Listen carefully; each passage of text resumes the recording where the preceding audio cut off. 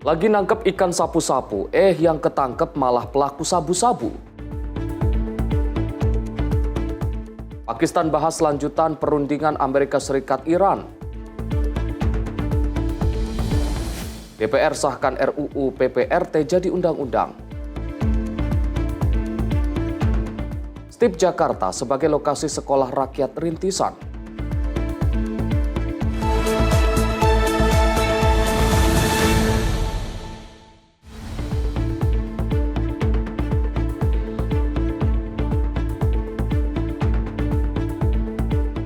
Selamat malam pemirsa, Anda menyaksikan Menyapa Indonesia Malam. Selain 5 informasi utama tadi, kami juga akan hadirkan rangkuman informasi teraktual seputar peristiwa dari dalam dan luar negeri bersama saya, Arif Rifai.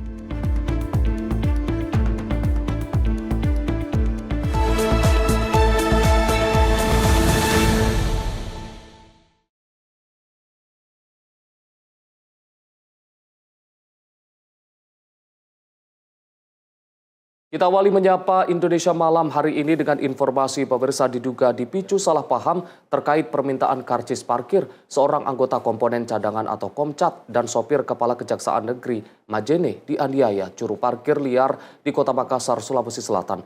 Aparat kepolisian menangkap keduanya berdasarkan hasil rekaman CCTV.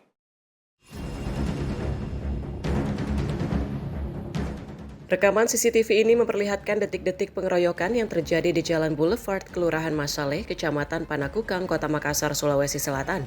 Korban diketahui adalah seorang anggota Komcat bersama rekannya yang merupakan sopir Kepala Kejaksaan Negeri Majene, Sulawesi Barat. Keduanya dianiaya secara bersama-sama oleh sejumlah juru parkir liar di halaman pusat pertokoan.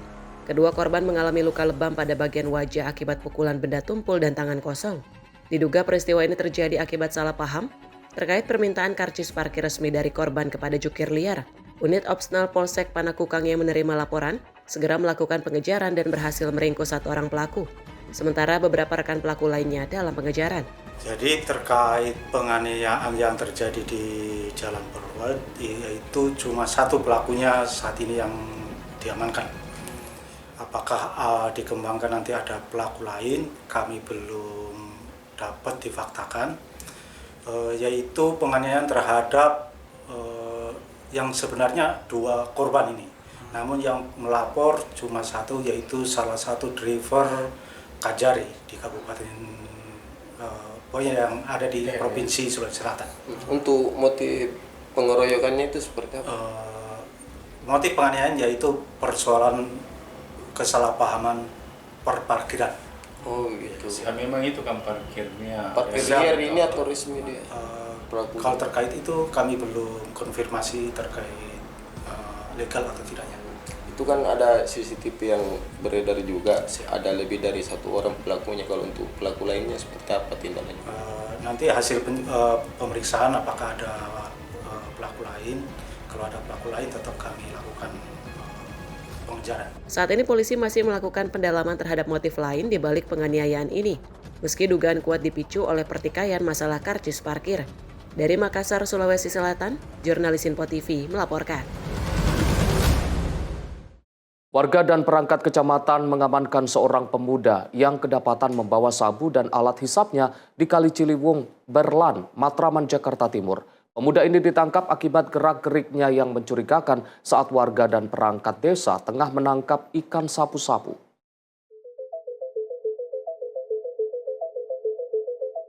Pria yang diketahui berinisial ADC ini memilih bertahan di dalam saluran air usai kedapatan membawa paket sabu dan alat hisap bong yang tersimpan di dalam plastik hitam yang dibawanya. Ade tertangkap setelah gerak-geriknya dicurigai warga dan perangkat kecamatan yang sedang membersihkan ikan sapu-sapu di aliran pintu air. Ade diketahui sempat mondar-mandir dan diduga baru bertransaksi narkoba jenis sabu. Hari ini sebenarnya kegiatan kita adalah penangkapan ikan sapu-sapu. Laksanakan di Kali Ciliwung ya, di pintu air masuk dalam area Berlan di RW 03. RW melaksanakan penertiban orang-orang yang lewat di wilayah RW 03 ini. Dan ternyata pas ada satu orang yang indikasi yang dilihat dicurigai, ditangkap, ternyata benar terbukti dia bawa sabu-sabu. Terkait dengan dia baru beli atau make kami tidak tahu. Tetapi yang jelas kami temukan mereka bawa sabu dan alat bong ya apa namanya itu. Ya, itu. Ada mati ini kan pelakunya disuruh tiduran di kali nih. Iya. Biar apa sih Pak? Jadi ya biar sebenarnya kasih efek jerah saja kita, karena masyarakat juga kan tidak bisa menyelesaikan secara harus dilaporkan ke kepolisian tidak, tetapi beliau hanya mengasih efek jerah. Mereka ditangkap, nanti dihubungin keluarganya, RT RW-nya di sana bahwa anak ini menggunakan narkoba. Setelah beberapa jam berada di dalam sungai, Ade akhirnya diminta warga naik dan diminta memanggil orang tua ataupun tokoh masyarakat tempat domisili pelaku guna membuat perjanjian tidak melakukan hal serupa. Warga kemudian menyerahkan pelaku ke Polsek Matraman guna penyelidikan lebih lanjut. Dari Jakarta, jurnalis Info TV melaporkan. Pemirsa, truk tronton wingbox bermuatan paket logistik hangus terbakar di ruas tol Solo Semarang, kilometer 450 pada Minggu 19 April 2026 pagi.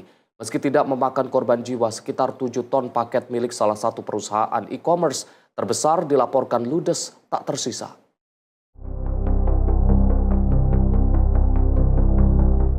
Kobaran api dengan cepat melalap seluruh badan truk tronton pengangkut paket di ruas tol Solo Semarang KM 450. Truk ini diketahui tengah mengangkut ribuan paket milik PT Shopee Indonesia dalam rute pengiriman dari Surabaya menuju Jakarta.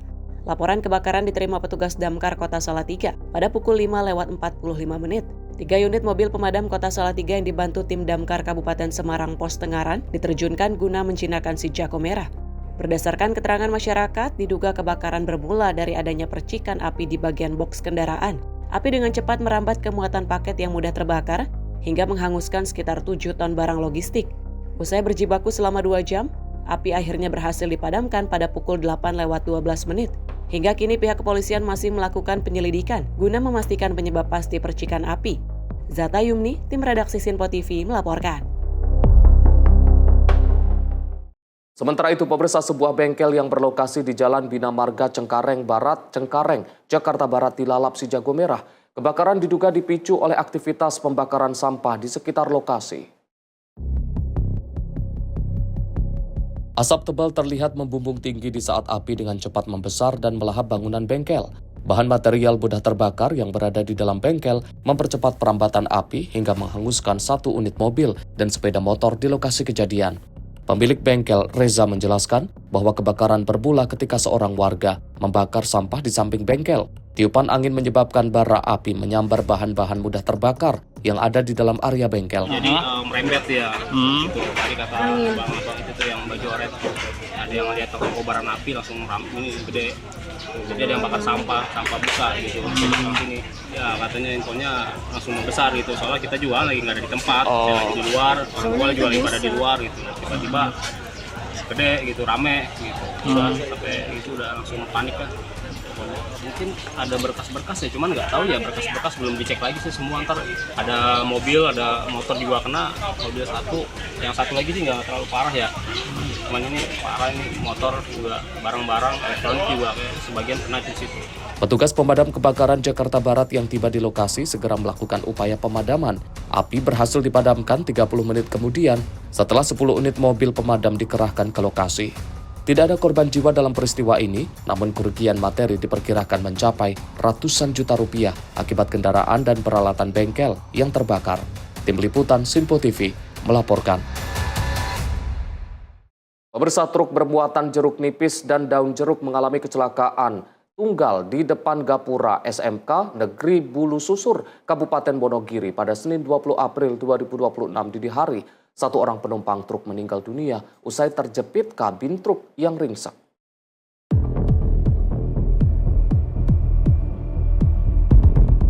Inilah kondisi truk bermuatan jeruk nipis yang mengalami kecelakaan tunggal di Jalan Raya Wonogiri, Ngadirojo. Truk ini tampak ringsek pada bagian depan usai menghantam keras gapura SMK Negeri Bulu Sulur sekitar pukul 1:25 menit. Petugas gabungan bersama warga sekitar berjibaku menggunakan peralatan seadanya guna mengeluarkan korban yang sempat terjepit di antara serpihan kabin kendaraan. Seorang korban meninggal dunia di lokasi kejadian dan seorang lainnya mengalami luka ringan akibat benturan yang sangat keras. Korban yang mengalami luka ringan kemudian dibawa ke rumah sakit terdekat guna mendapatkan perawatan medis. Diduga kuat, kecelakaan dipicu oleh kondisi pengemudi yang mengantuk atau kelelahan. Zata Yumni, tim redaksi Sinpo TV melaporkan.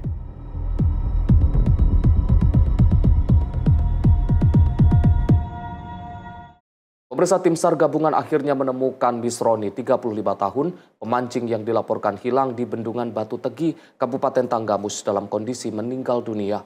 Korban ditemukan sekitar 90 meter dari titik awal kejadian setelah dilakukan pencarian intensif selama 2 hari.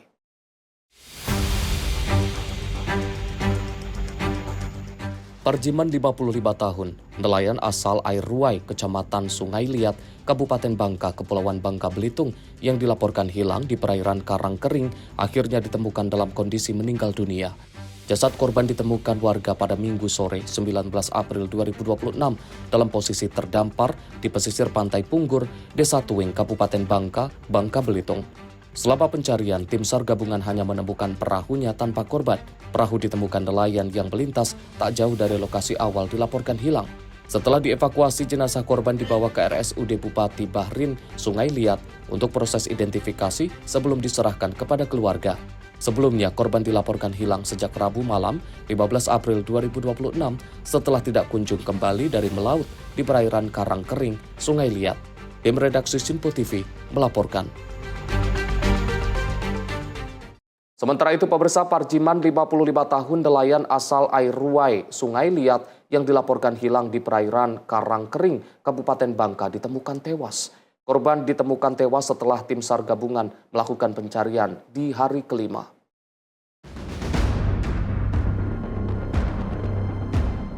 Seorang pemancing dilaporkan tewas tenggelam setelah terjatuh dari perahu di Bendungan Batu Tegi, Kecamatan Air Naningan, Kabupaten Tanggamus, Lampung.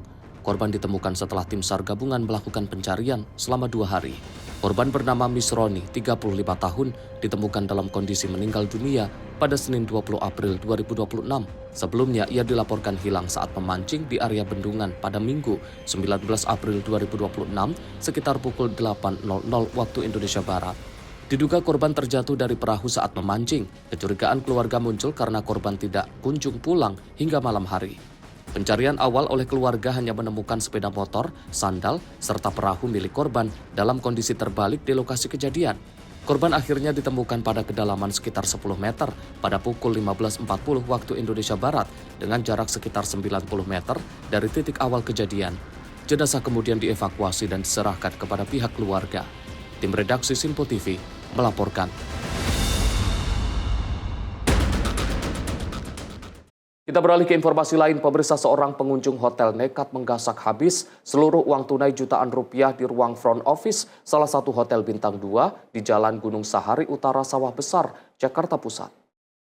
Aksi pencurian terekam kamera CCTV saat petugas resepsionis tengah pergi ke kamar kecil.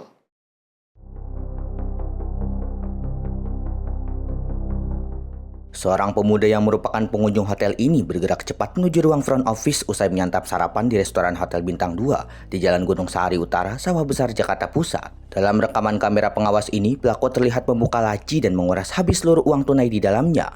Usai beraksi, pelaku kemudian pergi meninggalkan hotel tanpa melakukan proses check out terlebih dahulu. Aksi pencurian ini terjadi pada Minggu 19 April 2026 pagi. Saat seorang petugas resepsionis tengah meninggalkan front office untuk ke kamar kecil. Pelaku masuk dengan cara mengendap-endap dan berhasil membawa kabur uang tunai sebesar 4 juta rupiah lebih.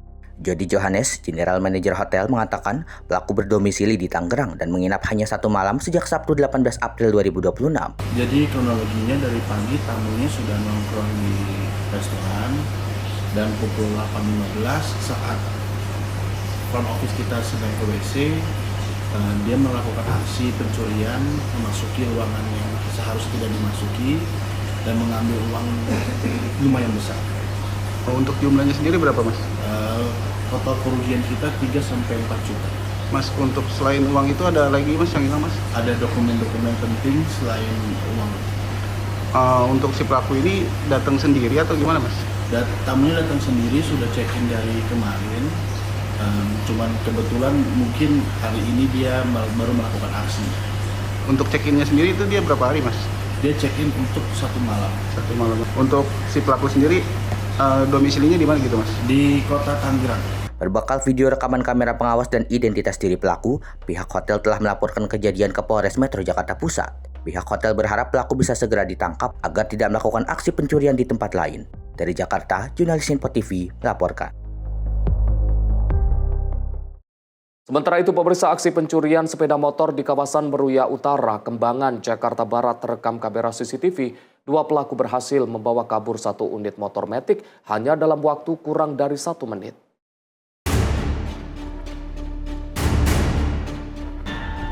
Aksi pencurian ini terjadi di Jalan Mawar Putih, Meruya Utara, Kembangan, Jakarta Barat. Terlihat 2 orang pelaku menggunakan sepeda motor berhenti di depan rumah yang dijadikan gudang penjualan baju. Pelaku pertama bertugas sebagai joki untuk memantau situasi, sementara rekannya yang bertugas sebagai eksekutor. Hanya dalam waktu kurang dari 1 menit, pelaku eksekutor membobol kunci stang sepeda motor metik. Korban bernama Arif baru menyadari motornya hilang pada siang hari, sekitar pukul 11.30, ketika hendak memeriksa kendaraannya setelah sejak subuh bekerja. Korban yang sempat mengunci stang motornya tidak menyangka akan menjadi korban pencurian, hingga akhirnya memastikan kejadian melalui rekaman CCTV. Kronologi kejadiannya gimana Bang, motor hilangnya? Ya motornya hilang pas kita lagi kerja subuh. Ya motornya di sini gandeng, ada 2 motor sama motor itu. Motor yang biru lagi. Jadi kita lagi kepada kerja dalam, jadi nggak tahu. Jadi pas ketahuannya udah jam setengah 12. Kalau kejadiannya jam 6:25-an. Itu di CCTV pelaku berapa orang? 2 orang. Abang udah ngelapor Bang atas kejadian? Udah. Motor yang hilang itu apa ya? 1 doang sih, motor Beat Street. Itu keluaran 2000. Kondisinya di kunci stang atau gimana? Kunci stang. Kunci stang. Ada gembok tambahan atau apa gitu nggak? Nggak ada, soalnya kan pada lagi kerja semua di sini. Lagi ramai juga yang kerja. Berarti aktivitas memang kerja di dalam ya? Iya, di dalam. Berarti nggak ada yang di luar dan nggak ada yang tahu. Korban melaporkan kasus pencurian ke Polsek Kembangan. Dari Jakarta, jurnalis Info TV melaporkan. Kita beralih ke informasi lain. Pemirsa, seorang perempuan menjadi korban penipuan lowongan pekerjaan di kawasan Jalan Raya Penggilingan, Jakarta Timur pada Sabtu 18 April 2026 siang. Seluruh barang berharga serta isi rekeningnya dikuras habis pelaku penipuan.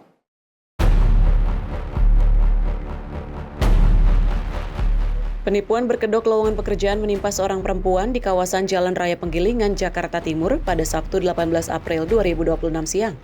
Pelaku menggasak semua barang berharga milik korban termasuk isi rekening tabungannya. Kejadian bermula saat korban yang tengah mencari lowongan pekerjaan dihubungi seseorang guna melakukan pertemuan di kawasan Penggilingan, Jakarta Timur. Korban yang percaya kemudian datang dengan membawa koper berisi pakaian serta tas yang berisi dokumen penting, dompet, dan ponsel pribadi. Setelah bertemu dengan pelaku, korban diminta untuk menuju titik tempat kerja menggunakan ojek online yang dipesankan pelaku. Namun korban diminta meninggalkan tas serta ponselnya. Korban baru menyadari dirinya ditipu saat tiba di titik tujuan, ternyata tidak ada pekerjaan yang dijanjikan. Merasa ditipu, korban kembali ke titik pertemuan awal.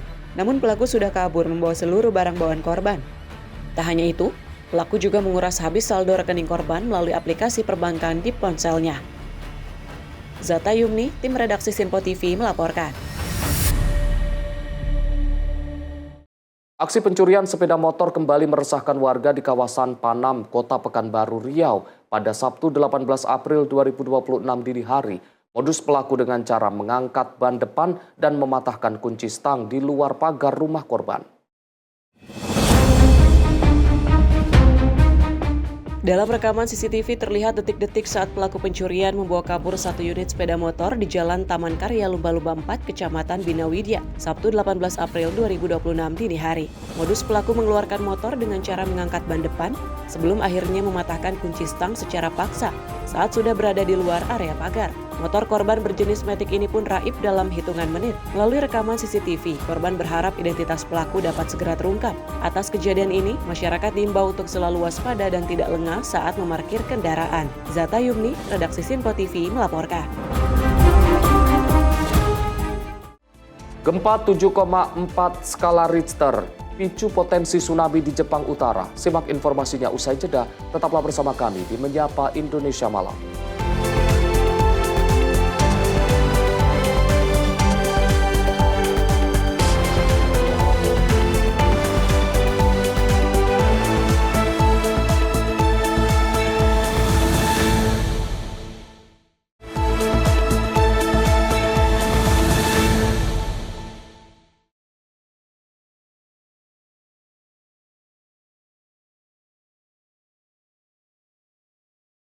Selamat malam pemirsa, Anda kembali menyaksikan Menyapa Indonesia Malam.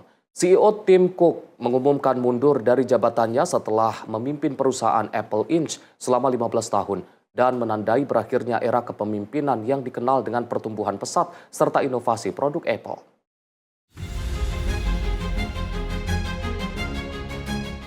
Tim Cook resmi mengakhiri masa jabatannya sebagai CEO Apple Incorporated setelah memimpin perusahaan selama 15 tahun.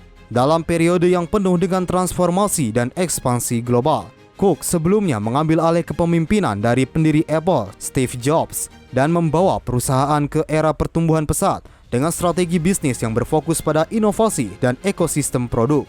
Di bawah kepemimpinannya, nilai pasar Apple melonjak signifikan hingga lebih dari 3,6 triliun dolar Amerika Serikat, didorong oleh kesuksesan produk iPhone serta ekspansi ke berbagai layanan digital. Posisi CEO selanjutnya akan diisi oleh John Tarnus yang sebelumnya menjabat sebagai pimpinan divisi perangkat keras dan dikenal berperan dalam pengembangan produk utama perusahaan. Pergantian ini menandai dimulainya era baru kepemimpinan di salah satu perusahaan teknologi terbesar di dunia dengan harapan melanjutkan momentum pertumbuhan. Sampai saat ini, belum ada rincian lebih lanjut terkait arah strategi perusahaan di bawah kepemimpinan baru tersebut, namun pasar menantikan langkah dan kebijakan selanjutnya. Tim redaksi Simpo TV melaporkan. Pemirsa, terobosan baru di dunia robotika datang dari Tiongkok. Sebuah robot humanoid kini mampu mengganti baterainya sendiri tanpa harus mematikan atau dibantu manusia. Perusahaan robotika berbasis di Shenzhen, Optech Robotics meluncurkan robot humanoid terbaru mereka, Walker S2, dalam sebuah pameran teknologi.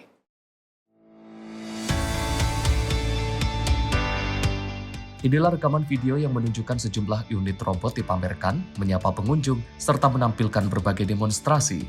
Inovasi utama robot ini adalah kemampuannya mengganti baterai secara mandiri, tanpa harus menghentikan operasi.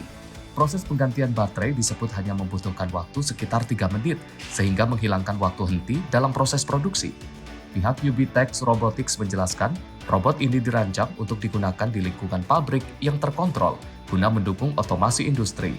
Sistemnya menggunakan 2 baterai dengan teknologi penyeimbangan energi secara real-time, memungkinkan peralihan daya tanpa gangguan. Selain itu, robot ini dilengkapi sistem koordinasi 2 lengan yang memungkinkan penggantian baterai secara presisi menggunakan algoritma otomatis. Sebagai salah satu pengembang robot humanoid terkemuka di Tiongkok, Ubtech Robotics terus mendorong inovasi di bidang kecerdasan buatan dan otomasi industri. Tiongkok sendiri saat ini menjadi salah satu pasar terbesar robot industri di dunia dengan kontribusi lebih dari setengah total instalasi global. Tim redaksi Simpo TV melaporkan.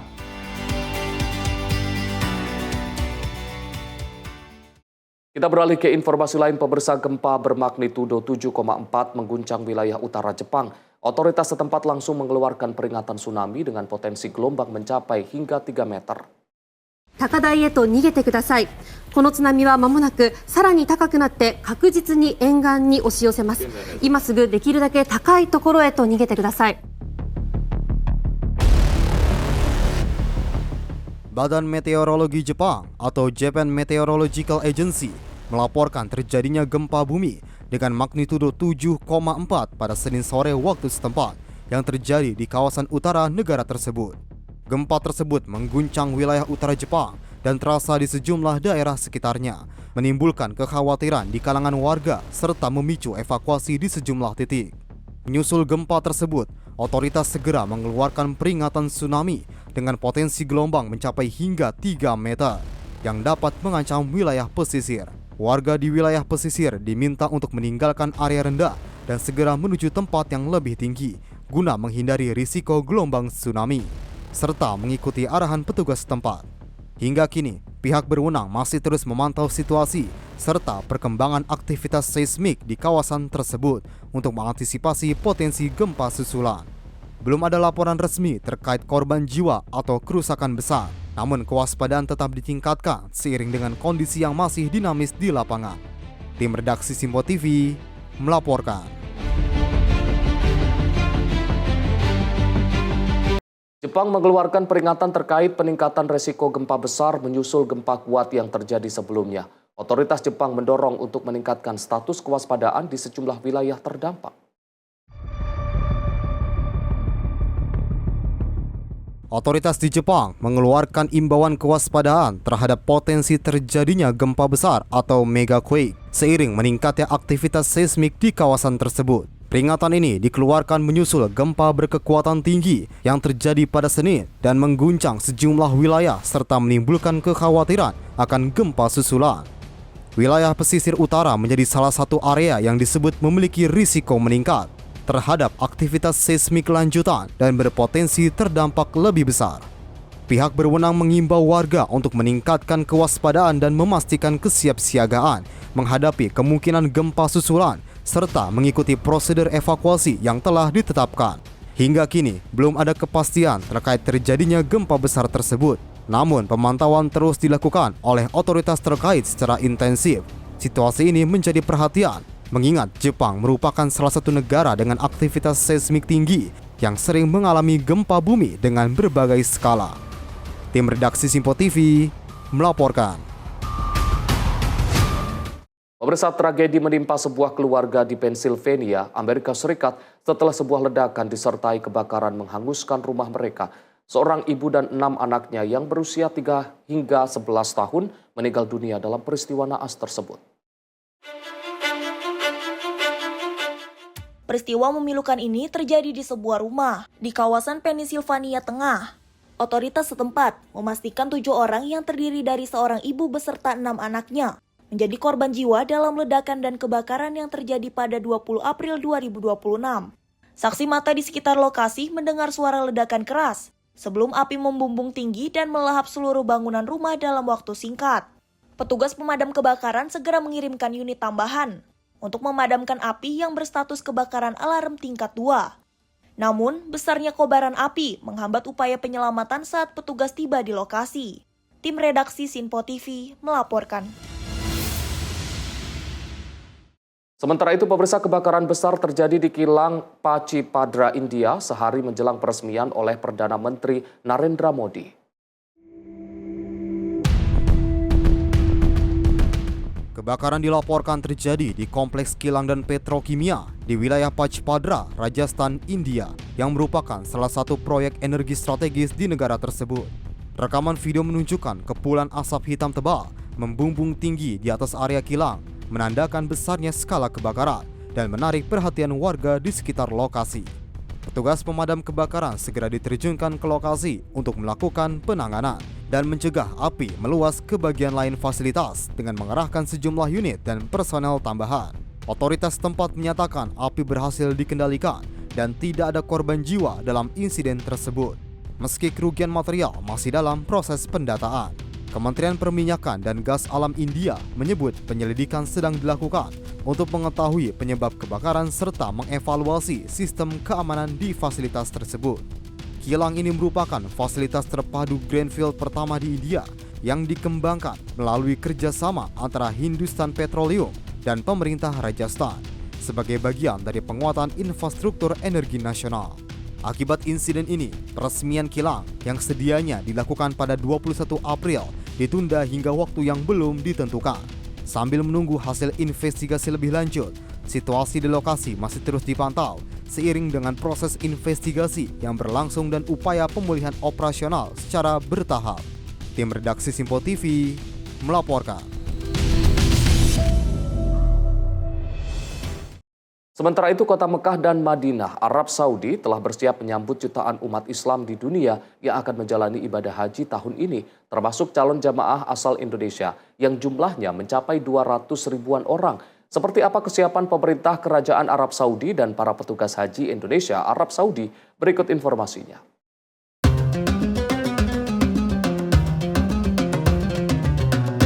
Tidak lama lagi sekitar 2 jutaan umat Islam di dunia, termasuk Indonesia, akan membadati kota Makkah Al-Mukarramah, Arab Saudi untuk menunaikan rukun Islam kelima, yaitu ibadah haji. Masjidil Haram di kota Mekah telah bersiap menyambut musim haji 1447 Hijriah. Sebagai tanda dimulainya musim haji, bagian bawah kiswah diangkat setinggi 3 meter. Tujuannya untuk melindungi kain dari kerusakan atau tarikan oleh jemaah yang berdesakan. Secara simbolis, kain putih sering diartikan ihram Ka'bah, yang menandakan Baitullah ikut berihram bersama jemaah. Selain kota Makkah Al-Mukarramah, salah satu tempat yang menjadi rujukan bagi para jemaah haji adalah di kota Madinah, tempat dimakamkannya Nabi Muhammad SAW. Di tempat ini banyak para jemaah haji yang mengunjungi makam Rasul dan 2 sahabatnya. Dan selain itu, di kota Madinah ini juga dikenal sejuk, sehingga para jemaah haji memiliki kenangan tersendiri ketika mengunjungi tempat ini. Madinah Al-Munawwaroh adalah kota suci kedua dalam Islam di Arab Saudi. Kota ini merupakan pusat pemerintah dan peradaban Islam pertama, rumah bagi Masjid Nabawi serta makam Rasulullah, menjadikannya destinasi utama ziarah umroh dan haji. Pada musim haji tahun ini, pemerintah telah menyiapkan 118 hotel untuk menampung sekitar 103.000 jemaah haji pada gelombang pertama. Nanti ada 22 hotel, sektor 2 ada 23 hotel, sektor 3 ada 24 hotel, sektor 4 ada 26 hotel, dan sektor 5 ada 22 hotel. Nah ini semuanya ada 118 kurang lebih, kalaupun nanti tidak ada perubahan, nanti kita akan update lagi. Jadi hotel-hotel yang akan ditempati jamaah haji untuk gelombang pertama sekitar 100.000 setengahnya. Jadi 100.000 akan datang ke Madinah. Nanti setelahnya, setelah musim haji dari Mekah gelombang kedua, yaitu akan datang dari Mekah menuju Madinah sekitar 100.000 lebih seperti itu. Nah ini kita sudah siapkan untuk hotel-hotel, dan rekan-rekan PPIH juga sudah proses. Tadi sektor 1, sektor 2 juga sudah proses monitoring, juga survei ke lokasi hotel-hotel. Mudah-mudahan penyambutan pertama nanti ada 15 kloter, tanggal 22, itu kita sudah siap semua hotelnya. Kalau tidak berubah, Yogyakarta nanti pada pukul 6.25, yang kloter pertama, awalnya JKG 2, tapi kemudian karena ada perubahan jadwal, jadi Yogyakarta. Tapi intinya sih secara keseluruhan hotel kita sudah siapkan. Kalau seandainya nanti ada hal-hal yang memang berubah dari penerbangan, kita akan lihat. Nah sejauh ini majmuah juga yang memang mengelola hotel kita sudah koordinasikan, dan kemudian juga pemilik hotel juga kita sudah koordinasikan. Alhamdulillah mereka memberikan respon yang baik.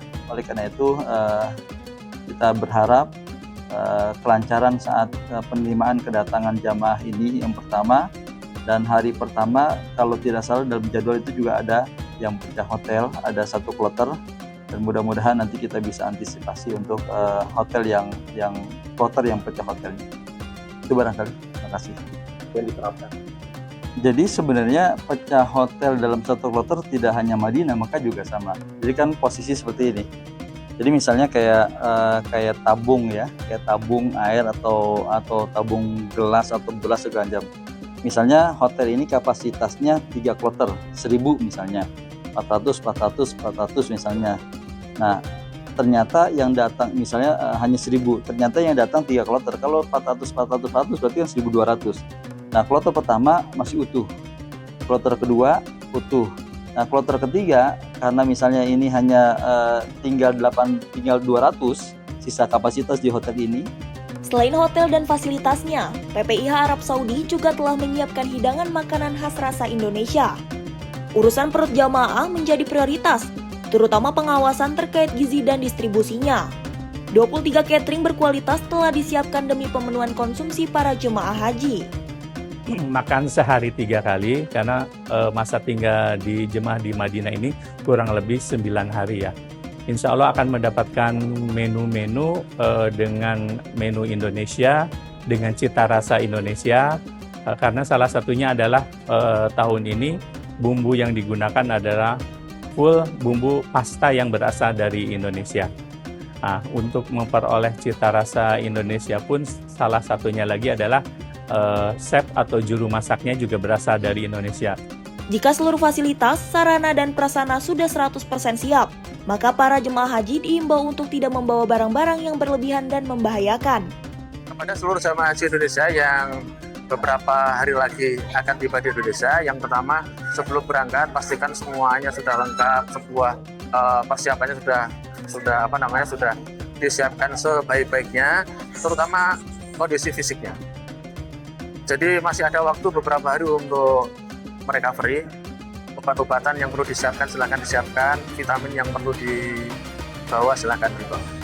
Dan jangan membawa barang-barang terlarang karena nanti itu akan sangat mengganggu jamaah haji yang lain pada saat di bandara. Tanggal 22 April 2026, dijadwalkan jemaah haji kloter pertama akan tiba di Tanah Suci. Sementara lebih dari 500 petugas haji sudah tiba terlebih dahulu di Arab Saudi.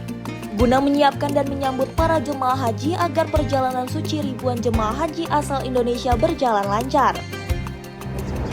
Alhamdulillah wa syukurillah, pemerintah Kerajaan Arab Saudi telah siap menyelenggarakan ibadah haji tahun ini.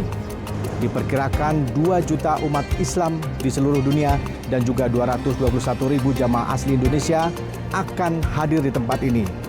Dan kita berdoa agar mereka semua bisa melaksanakan ibadah haji dengan lancar dan menjadi haji yang mabrur. Dan jangan lupa, kami petugas Haji Indonesia siap melayani dan juga membantu Anda untuk mensukseskan ibadah suci, perjalanan suci Anda, sehingga Anda pulang dengan selamat ke Indonesia, kembali bertemu dengan sanak saudara. Dari Madinah, Arab Saudi, Ferdi Setiawan melaporkan untuk Sinpo TV.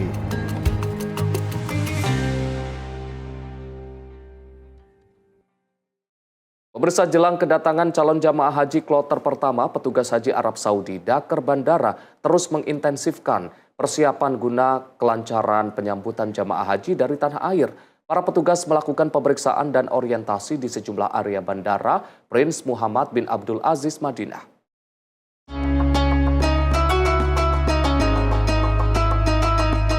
Para petugas haji daerah kerja bandara melakukan pengenalan lapangan, sekaligus pemetaan penanganan jemaah haji area Bandara Amma Madinah.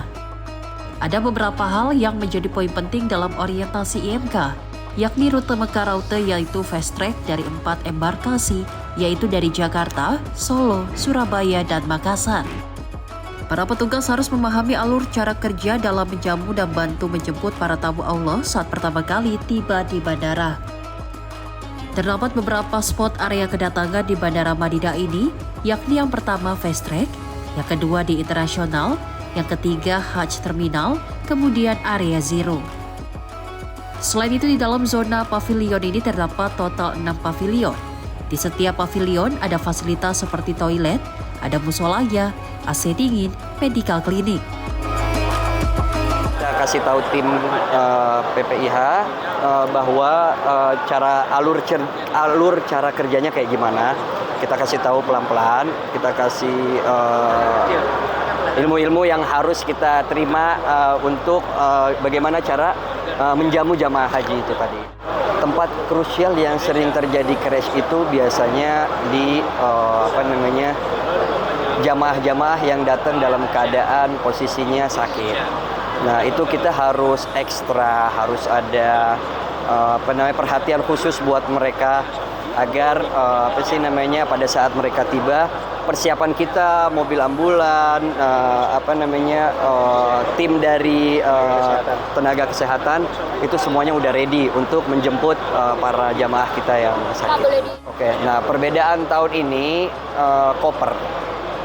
Tahun kemarin itu kopernya keluarnya di dalam terminal. Di terminal internasional, semua koper keluar dari situ, dari terminal internasional. Cuman tahun ini kopernya keluar dari satu gedung khusus, ya. Jadi turun dari pesawat, ya, didorong bagasi-bagasi tersebut ke area kargo, mungkin bisa dibilang khusus, dan posisinya itu ada di belakangnya fast track. Nah, jadi nanti kita ada tim khusus yang mengendalikan atau mencatat ceker-ceker bagasi tersebut. Dari Madinah, Arab Saudi, Ferdi Setiawan, Sinpo TV melaporkan. Sementara itu, pemirsa, petugas haji layanan kesehatan PPIH Arab Saudi mengingatkan para jamaah haji agar memahami pentingnya kesiapan fisik dan kebiasaan sederhana untuk mencegah resiko dehidrasi saat menjalani rangkaian ibadah haji di Tanah Suci. Hal ini disebabkan oleh cuaca panas yang selalu bersamaan dengan musim haji.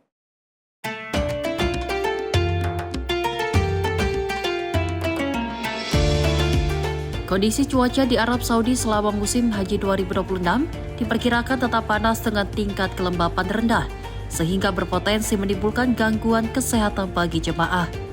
Diprediksi saat musim haji nanti, cuaca lebih panas, bahkan suhu bisa mencapai 45 derajat Celcius. Kondisi tersebut jika tidak diantisipasi secara dini, bisa mengakibatkan dehidrasi karena karakter udara yang kering menjadi faktor tambahan yang dapat mempercepat penguapan cairan tubuh. Salah satu tanda awal yang kerap muncul adalah bibir kering dan pecah-pecah. Mungkin bibir pecah-pecah, nanti kalau misalkan minumnya kurang dan sebagainya, nanti awalnya pecah jadi luka ya, bibirnya ada sobek, luka nanti bisa jadi infeksi karena nanti kuman-kuman bisa masuk lewat situ. Kemudian juga nanti bisa juga terjadi sariawan. Nah, karena bibirnya perih, sariawan, akhirnya makan minum jadi gak enak, jadi gak nyaman. Karena makan minum gak nyaman, akhirnya satu, energinya berkurang, yang kedua adalah cairannya juga kurang, jadinya nanti makin dehidrasi. Dan karena itu semua nanti dikhawatirkan sesederhana karena bibirnya pecah-pecah, bibirnya kering, bisa nanti menimbulkan efek dalam sehari-hari melaksanakan ibadah selama musim haji. Potensi gangguan akibat cuaca ekstrim dikhawatirkan dapat berdampak lebih luas terhadap kelancaran ibadah haji. Penurunan energi dan cairan tubuh beresiko mengganggu aktivitas fisik jemaah selama menjalankan rangkaian ibadah haji yang padat.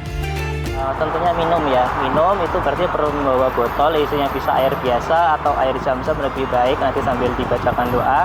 Minumnya kapan? Minumnya tidak harus saat haus, tapi justru sebelum haus harus sering minum. Kapan?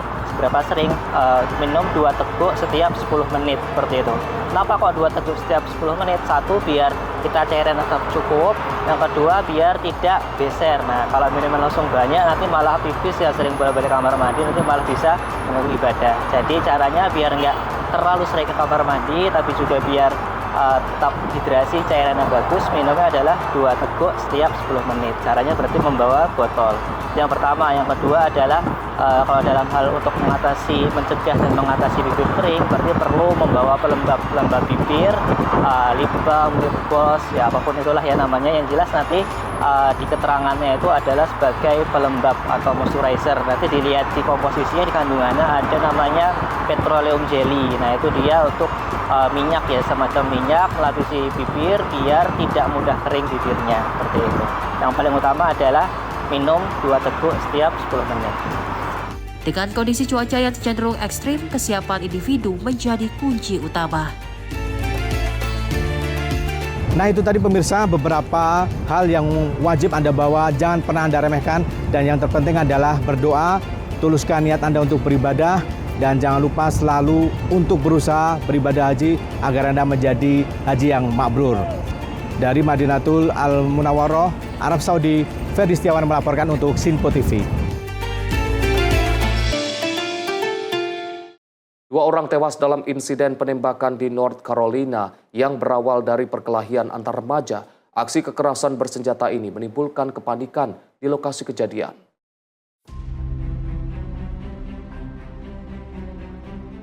Insiden penembakan terjadi di negara bagian North Carolina, Amerika Serikat, yang menyebabkan 2 orang tewas serta sejumlah lainnya mengalami luka-luka. Peristiwa mematikan ini dilaporkan bermula dari perkelahian antar kelompok remaja yang kemudian berkembang menjadi aksi kekerasan bersenjata dan memicu kepanikan di sekitar lokasi kejadian. Pihak berwenang menyatakan bahwa lebih dari 1 orang melepaskan tembakan dalam insiden tersebut, sehingga memperburuk situasi di lokasi kejadian dan menyulitkan proses pengendalian keamanan. Sejumlah korban terluka dilaporkan mungkin turut terlibat dalam perkelahian dan penembakan. Meski hal ini masih dalam penyelidikan dan belum dapat dikonfirmasi secara resmi, hingga kini belum ada pihak yang ditangkap dan aparat masih melakukan pencarian terhadap para pelaku yang terlibat dengan mengerahkan sejumlah personel keamanan. Pihak kepolisian terus mengumpulkan bukti dan memintai keterangan saksi untuk mengungkap kronologi kejadian serta menetapkan pihak yang bertanggung jawab. Insiden ini kembali menjadi perhatian terkait kekerasan menggunakan senjata api di kalangan anak muda di Amerika Serikat yang terus menjadi isu serius di berbagai daerah. Tim redaksi Simpo TV melaporkan. Pemirsa, puluhan veteran dan keluarga militer Amerika Serikat ditangkap saat menggelar aksi protes menentang perang terhadap Iran di Gedung Kongres Amerika Serikat. Aksi ini menjadi sorotan di tengah meningkatnya penolakan terhadap konflik tersebut.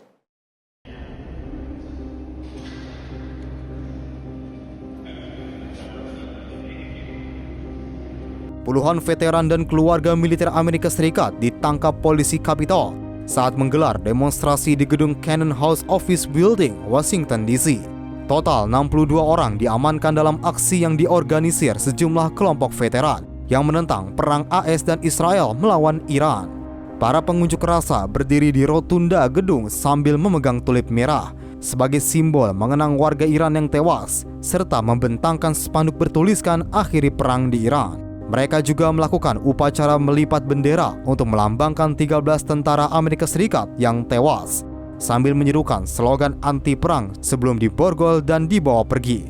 Para demonstran menuntut Ketua DPR Mike Johnson untuk menemui mereka, serta berjanji menghentikan pendanaan perang yang dimulai sejak 28 Februari. Salah satu yang ditangkap adalah Direktur Eksekutif CCW, Mike Preisner, seorang veteran perang Irak yang menyebut konflik ini tidak masuk akal dan telah menelan banyak korban.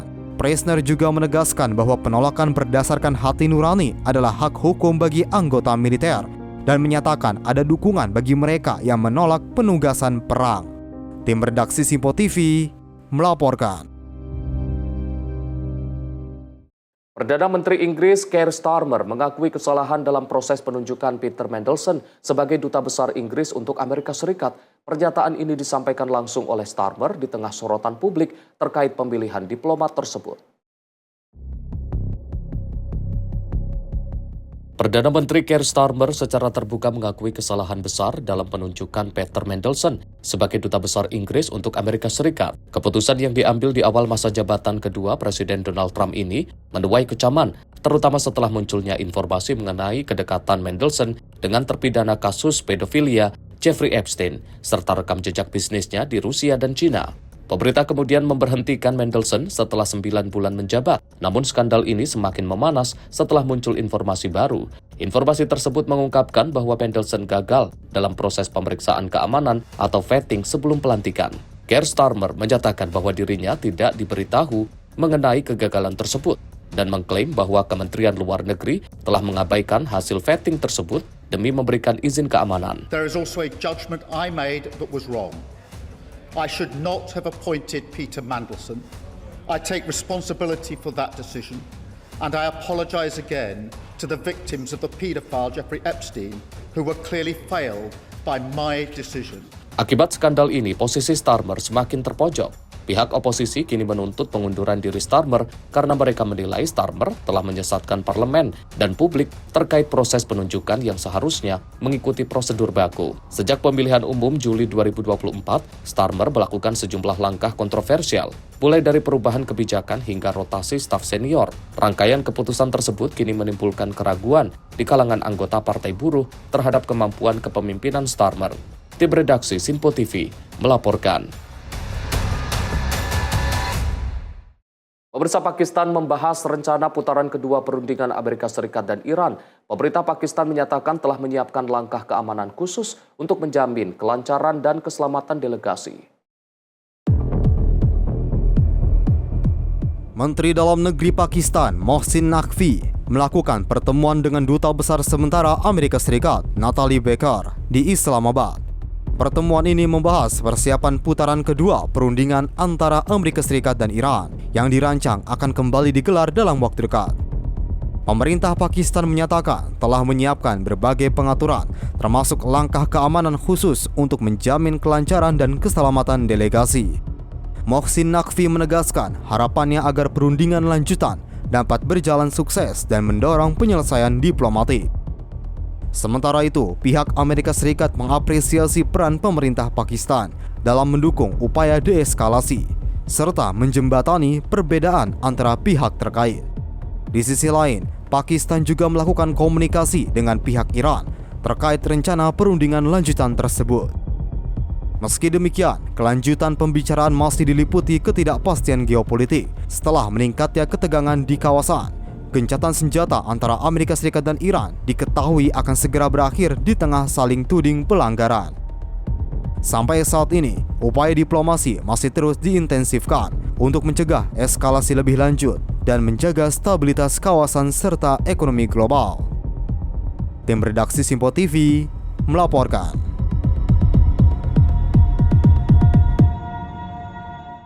Pemirsa, KAI Kemenekraf rayakan Hari Kartini. Simak informasinya usai jeda. Tetaplah bersama kami di Menyapa Indonesia Malam.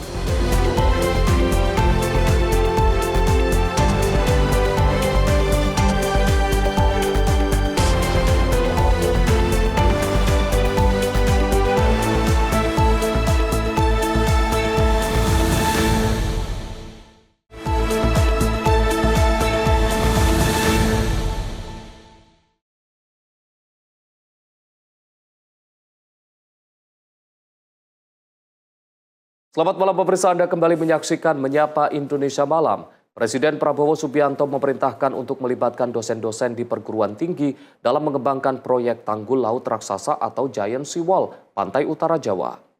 Langsung nanti minggu depan kami akan mengundang beberapa guru besar yang memang sudah memiliki keahlian dan terlibat pada beberapa kasus untuk beberapa proyek ya, untuk pembuatan daratan ya, reklamasi dan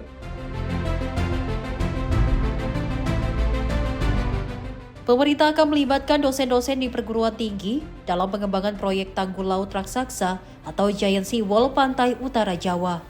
Keterlibatan dosen atas perintah Presiden Prabowo Subianto. Lebih lanjut, Menteri Bria menjelaskan guru besar akan dilibatkan langsung ke dalam tim. Nantinya tim akan dipimpin langsung oleh Kepala Badan Otorita Tanggul Laut Pantai Utara Jawa, Didit Herdiawan Asyaf. Menteri Brian mengatakan selama ini banyak hasil penelitian di kampus mengenai Giant Sea Wall. Bahkan diantaranya ada yang berhasil seperti di Demak dan Semarang, Jawa Tengah.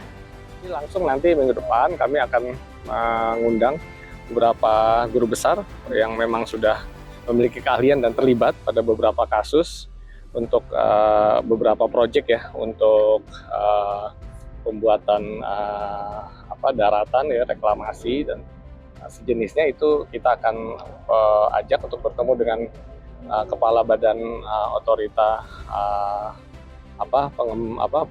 Tanggul Laut di Indonesia begitu. Berarti buat kajian teknis ya Pak dari ya, bahkan lebih dari itu langsung dilibatkan nantinya masuk ke dalam timnya yang dipimpin oleh Bapak Kepala Otorita Tanggul Laut. Lebih lanjut, Brian mengatakan Giant Sea Wall merupakan program strategis pemerintah untuk mengatasi banjir imbas cuaca di ekstrim di Pantura. Tanggul laut raksasa tersebut akan melindungi 30 jiwa penduduk dan 60% industri. Dari Jakarta, Dio Malau, Simpo TV melaporkan. Sementara itu, pemirsa, di tengah kebijakan WFH, Menteri Kehutanan RI Raja Juli Antoni memimpin rapat secara daring dengan Orangutan Foundation UK Indonesia. Rapat tersebut diantaranya membahas perihal penguatan program konservasi orangutan di Kalimantan. Melalui video yang dibagikan di akun media sosial Instagram @rajaantoni, pada 17 April 2026, Menteri Kehutanan RI Raja Juli Antoni memimpin rapat secara daring di tengah kebijakan work from home atau WFH. Dalam kesempatan itu, Menhub memimpin 2 rapat secara daring, di mana pertama melaksanakan rapat bersama Orangutan Foundation UK Indonesia untuk membahas penguatan program konservasi orangutan di Kalimantan. On behalf of the Ministry of Forestry, I personally would like to express my sincere gratitude to you, to all of your work, your team that have been dedicated to save orangutan in especially Central Kalimantan. So send my best regard to all your staff on the ground, and hopefully we can work even closer in the next years. Sementara itu, rapat kedua membahas update pengembangan Decision Support System, Jagarimba, Kementerian Kehutanan untuk memperkuat kebijakan satu peta atau One Map Policy. Dijelaskan bahwa sistem ini akan menjadi dashboard kerja untuk mencegah terjadinya tumpang tindih penggunaan kawasan hutan di masa depan. Tim redaksi Simpo TV melaporkan.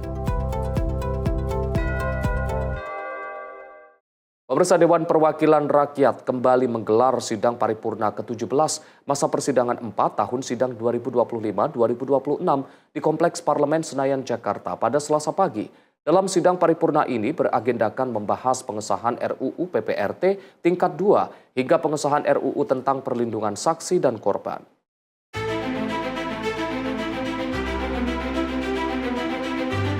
Dewan Perwakilan Rakyat menggelar sidang paripurna ke-17 masa persidangan 4 tahun sidang 2025-2026 di Kompleks Parlemen Senayan, Jakarta pada Selasa pagi. Dalam sidang paripurna ini beragendakan membahas pengesahan RUU PPRT tingkat 2 hingga pengesahan RUU tentang pelindungan saksi dan korban. Sejumlah RUU yang akan disahkan ini telah dilakukan pembahasan oleh komisi terkait dengan melibatkan partisipasi publik. Adapun rapat dipimpin langsung Ketua DPR Puan Maharani dengan didampingi Wakil Ketua DPR lainnya, Dasko, Saan Mustafa, dan Cucun Ahmad Samsurijal.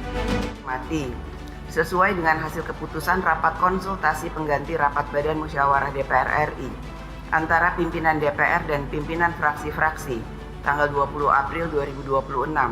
Acara rapat paripurna hari ini adalah 1. Penyampaian ikhtisar hasil pemeriksaan semester 2 tahun 2025 beserta laporan hasil pemeriksaan semester 2 tahun 2025 oleh BPK RI. 2. Pembicaraan tingkat 2 pengambilan keputusan terhadap rancangan undang-undang tentang perlindungan saksi dan korban. 3. Pembicaraan tingkat 2 pengambilan keputusan terhadap rancangan undang-undang terhadap perlindungan pekerja rumah tangga. 4. Pidato Ketua DPR RI pada penutupan masa persidangan 4 tahun sidang 2025-2026. Sekarang kami akan menanyakan kepada sidang Dewan yang terhormat, apakah acara rapat tersebut dapat disetujui? Terima kasih. Dari Jakarta, Fahrizal, Ahmad Amin, Sinpo TV melaporkan. Pemirsa, Wakil Ketua DPR Dasko mengungkapkan pengesahan RUU PPRT menjadi undang-undang merupakan hadiah bagi para pekerja buruh sekaligus memperingati Hari Kartini. Dasko mengatakan bahwa pembahasan RUU PPRT yang berlangsung cepat ini dikarenakan telah menjadi komitmen DPR. Para pekerja khususnya buruh kini telah mendapatkan kepastian hukum melalui Undang-Undang Pelindungan Pekerja Rumah Tangga setelah disahkan oleh DPR. Pengesahan RUU menjadi Undang-Undang PPRT tersebut dilakukan dalam rapat paripurna DPR yang berlangsung di Kompleks Parlemen Senayan, Jakarta pada Selasa pagi. Pengesahan itu juga menjadi angin segar dalam memberikan kepastian hukum bagi para pekerja. Perlindungan pekerja rumah tangga, apakah dapat disetujui untuk disahkan menjadi undang-undang? Setuju. Terima kasih.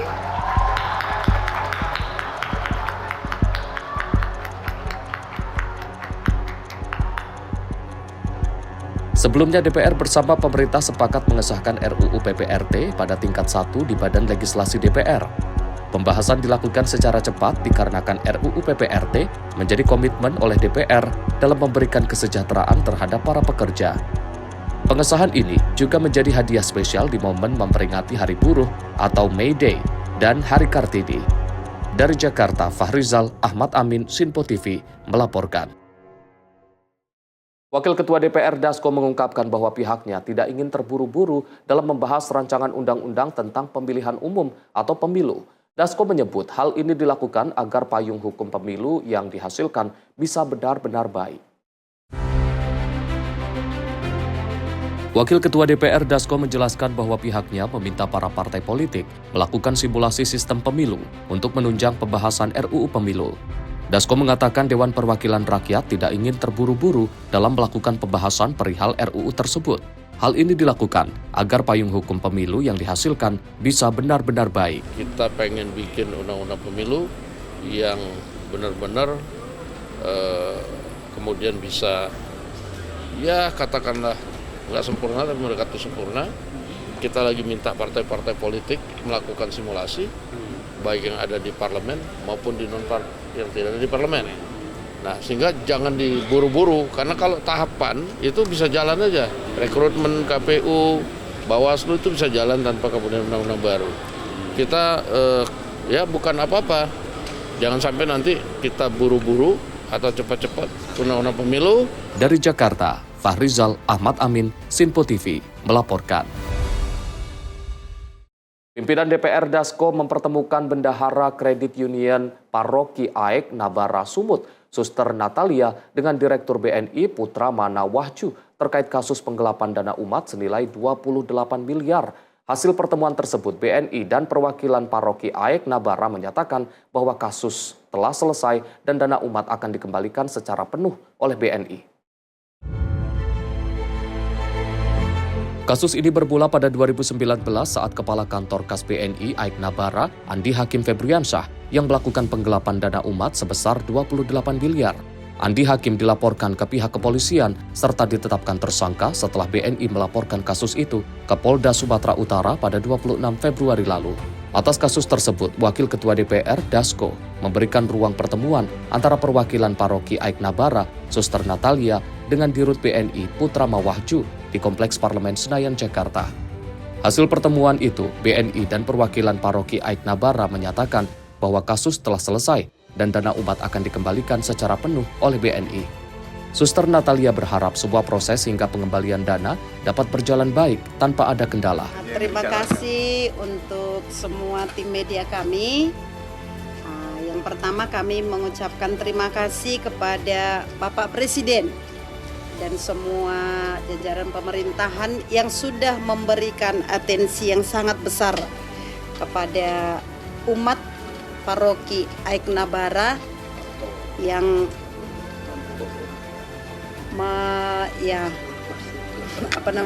memberikan atensi sehingga masalah ini bisa diatasi dengan baik. Terima kasih juga untuk Bapak Dasko yang sudah menerima kami hadir di tempat ini pada siang ini. Terima kasih untuk Bapak Direktur Utama BNI yang sudah menghubungi kami kemarin. Hingga tadi pagi kami langsung bisa tiba di Jakarta ini.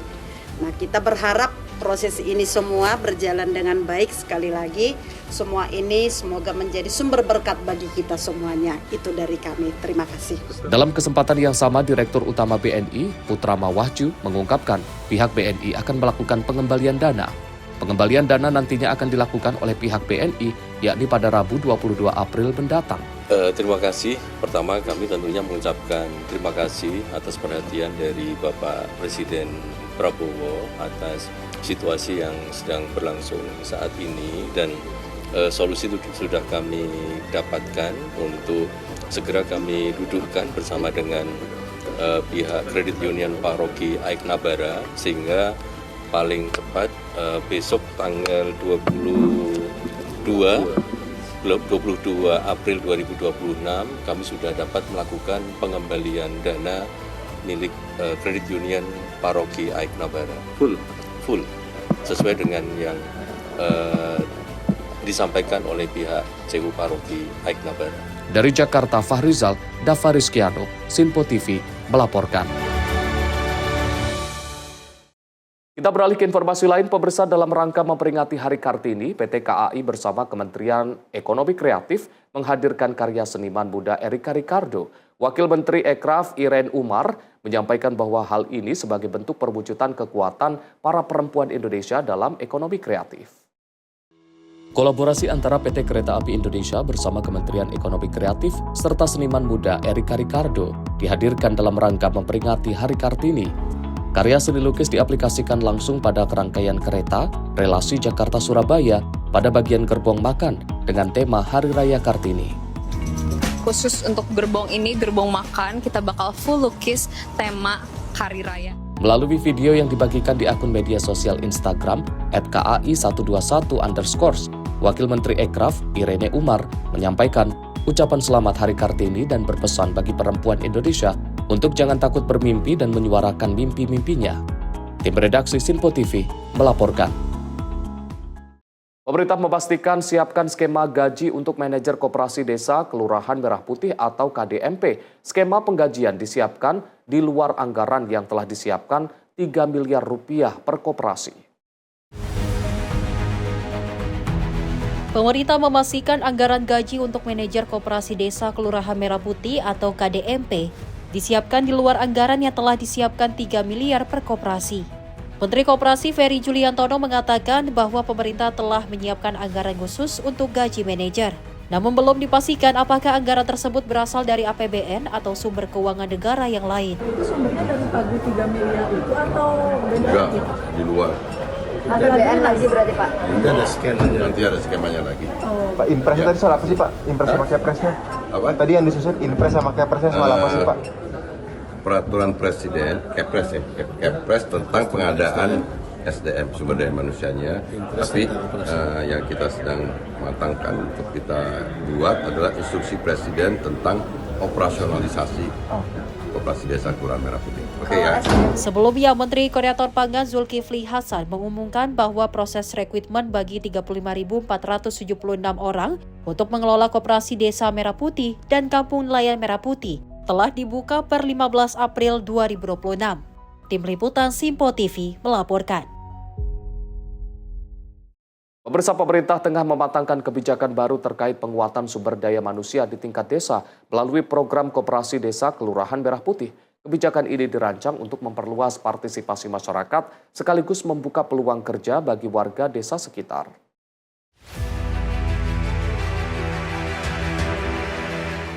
Menteri Koperasi Ferry Juliantono menyebut pemerintah saat ini tengah menyusun instruksi Presiden yang akan mengatur operasionalisasi program Koperasi Desa Kelurahan Merah Putih. Kebijakan ini menjadi langkah lanjutan setelah sebelumnya direncanakan penerbitan keputusan Presiden terkait pengadaan sumber daya manusia untuk program Koperasi Desa Kelurahan Merah Putih. Ferry mengatakan program ini tidak hanya berfokus pada penguatan sistem, tetapi juga membuka peluang kerja bagi masyarakat desa. Pemerintah pun memastikan pengelolaan SDM Kopdes Merah Putih tidak akan dilakukan dengan perombakan besar, melainkan dengan melibatkan struktur yang sudah ada. Peraturan Presiden, Kepres tentang pengadaan SDM, sumber daya manusianya, tapi yang kita sedang matangkan untuk kita buat adalah instruksi Presiden tentang operasionalisasi Koperasi Desa Kelurahan Merah Putih. Oke ya. SDM-nya nanti juga akan oprek kayak manajer lagi? Juga kan nanti ada dari desa juga kita akan libatkan pengurus Koperasi Desa yang sudah ada, mereka untuk kita buka kesempatan untuk menjadi pekerja karyawan di Koperasi Desa Kelurahan Merah Putih di luar yang dari penerima manfaat yang kemarin kita juga buka kesempatannya ke Pak Menteri Sosial gitu. Penerima manfaat juga bisa membantu menjadi karyawan pekerja yang sifatnya kasir, security, keuangan, supir dan lain sebagainya. Pokoknya kita akan libatkan masyarakat di desa itu. Dari Jakarta, Sri Dewi Andayani, Dio Malau, Simpo TV melaporkan. Pemirsa, Makkah siap menyambut tamu Allah di Tanah Suci. Simak informasinya usai jeda. Tetaplah bersama kami di Menyapa Indonesia Malam.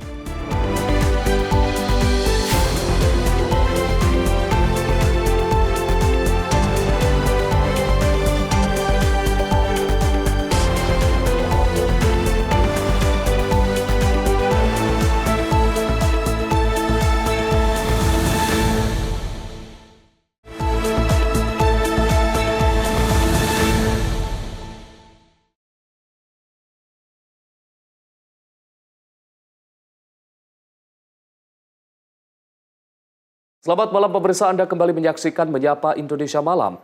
Dewan Perwakilan Rakyat secara resmi mengesahkan rancangan Undang-Undang Perlindungan Pekerja Rumah Tangga atau RUU PPRT menjadi undang-undang. Pengesahan tersebut diambil melalui sidang paripurna yang dipimpin langsung oleh Ketua DPR Puan Maharani di Kompleks Parlemen Senayan, Jakarta. Para pekerja khususnya buruh kini telah mendapatkan kepastian hukum melalui Undang-Undang Perlindungan Pekerja Rumah Tangga setelah disahkan oleh DPR.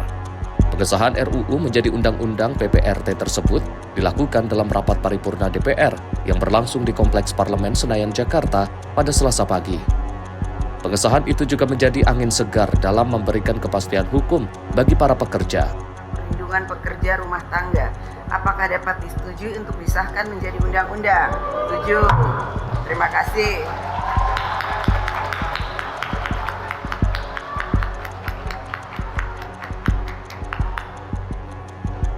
Sebelumnya DPR bersama pemerintah sepakat mengesahkan RUU PPRT pada tingkat 1 di Badan Legislasi DPR.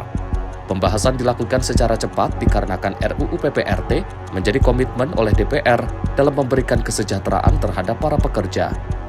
Pengesahan ini juga menjadi hadiah spesial di momen memperingati Hari Buruh atau May Day dan Hari Kartini.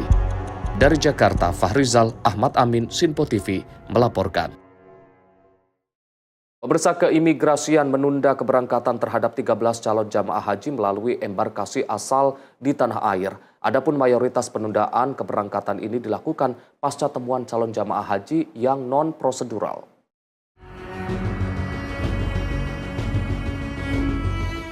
Direktur Jenderal Imigrasi Kementerian Imigrasi dan Pemasyarakatan, Hendar Sam Marantoko, menjelaskan penundaan ini harus dilakukan untuk menjamin keamanan dan keselamatan para calon jemaah haji selama melangsungkan ibadah haji di Arab Saudi.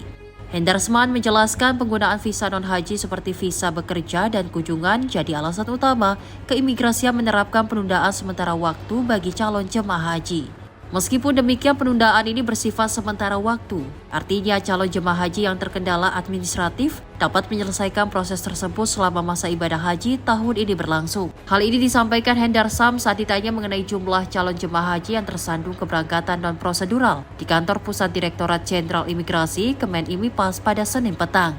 Kedepannya, keimigrasian akan terus melakukan pengecekan administratif maupun hal-hal prosedural lainnya agar memberikan pelayanan masif pada masa ibadah haji kali ini. Ini kita update, ya kan? Hari ini per hari ini ada 13 orang calon jemaah haji non prosedural yang kita pending atau kita tunda keberangkatannya karena non prosedural, tidak menggunakan visa haji. Nah, kita padahal pada saat itu kita sebenarnya belum membuat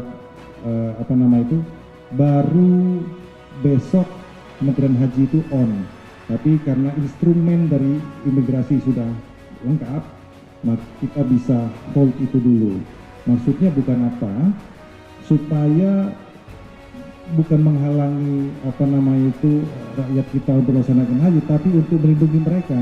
Berdasarkan pengalaman sana, kalau sampai lolos ke sana, nggak bisa juga naik haji. Pemerintah Saudi menutup diri untuk itu, akhirnya mereka nanti bisa jalur-jalur yang ilegal, dan itu bahkan pengalaman sebelumnya membahayakan jiwa dan nyawa mereka, bahkan sampai sudah jatuh korban. Oleh karena itu sudah 13 orang, kemarin 8, tapi sekarang tambah 5 lagi, ada 13 orang yang kita tunda, kita pending dulu penadatannya. Dari Jakarta, Max Munte, Azizul Hakim, Sinpo TV melaporkan.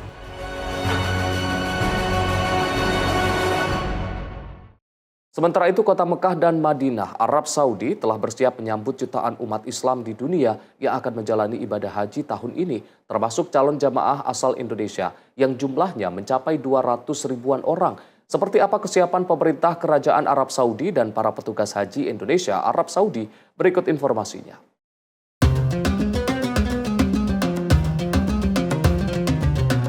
Tidak lama lagi sekitar 2 jutaan umat Islam di dunia, termasuk Indonesia, akan membadati kota Makkah Al-Mukarramah, Arab Saudi untuk menunaikan rukun Islam kelima, yaitu ibadah haji.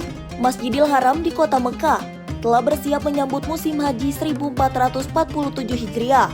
Sebagai tanda dimulainya musim haji, bagian bawah kiswah diangkat setinggi 3 meter. Tujuannya untuk melindungi kain dari kerusakan atau tarikan oleh jemaah yang berdesakan. Secara simbolis, kain putih sering diartikan ihram Ka'bah, yang menandakan Baitullah ikut berihram bersama jemaah. Selain kota Mekah Al-Mukarramah, salah satu tempat yang menjadi rujukan bagi para jemaah haji adalah di kota Madinah, tempat dimakamkannya Nabi Muhammad SAW. Di tempat ini banyak para jemaah haji yang mengunjungi makam Rasul dan 2 sahabatnya. Dan selain itu, di kota Madinah ini juga dikenal sejuk, sehingga para jemaah haji memiliki kenangan tersendiri ketika mengunjungi tempat ini. Madinah Al-Munawwaroh adalah kota suci kedua dalam Islam di Arab Saudi. Kota ini merupakan pusat pemerintah dan peradaban Islam pertama, rumah bagi Masjid Nabawi serta makam Rasulullah, menjadikannya destinasi utama ziarah umroh dan haji.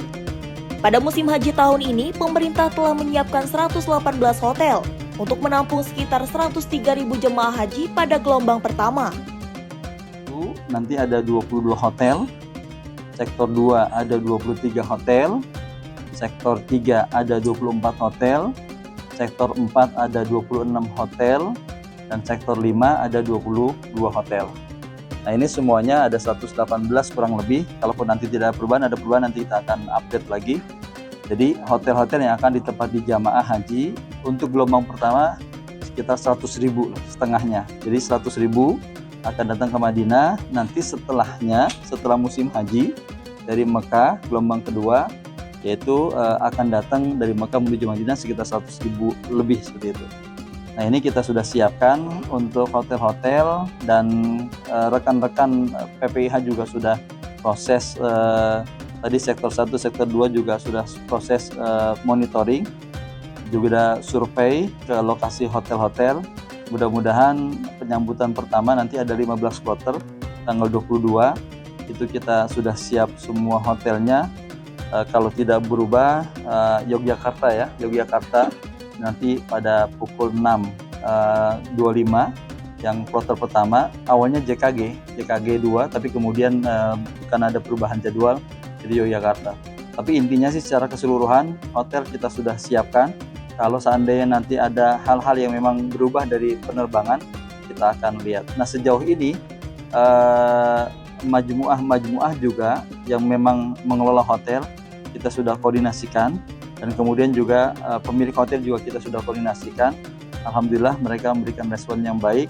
Oleh karena itu kita berharap kelancaran saat penerimaan kedatangan jamaah ini yang pertama.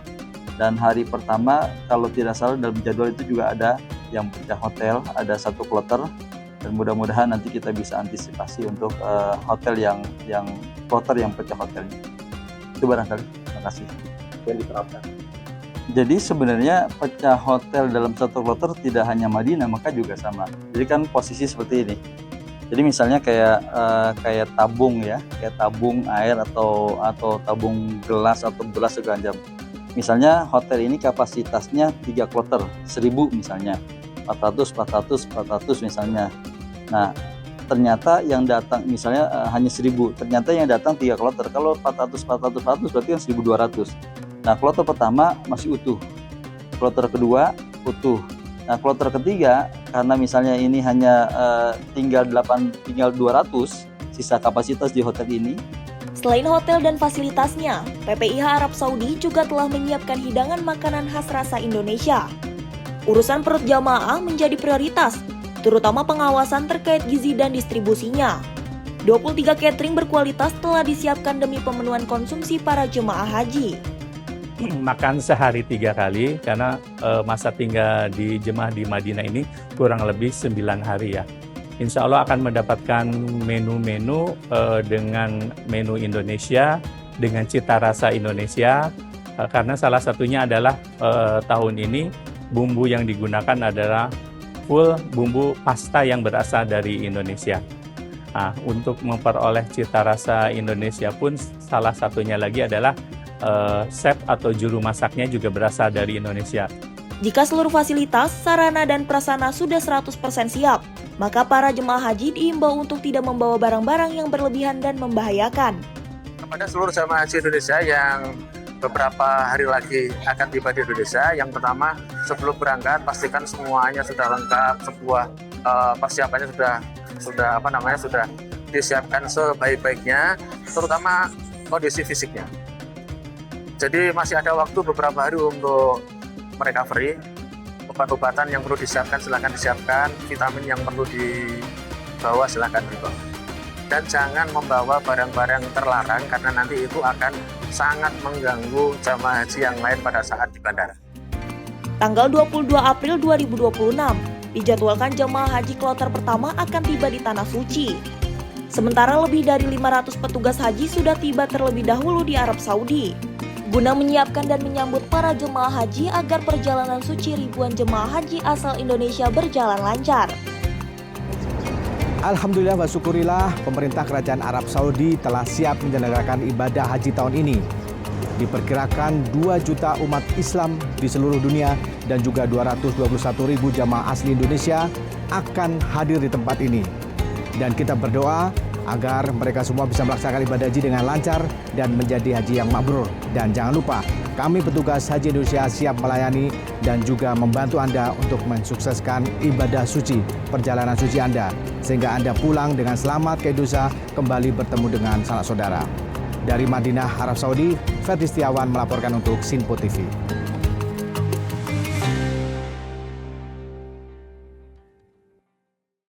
Pemirsa, jelang kedatangan calon jamaah haji kloter pertama, petugas haji Arab Saudi Dakar Bandara terus mengintensifkan persiapan guna kelancaran penyambutan jamaah haji dari tanah air. Para petugas melakukan pemeriksaan dan orientasi di sejumlah area bandara Prince Muhammad bin Abdul Aziz Madinah.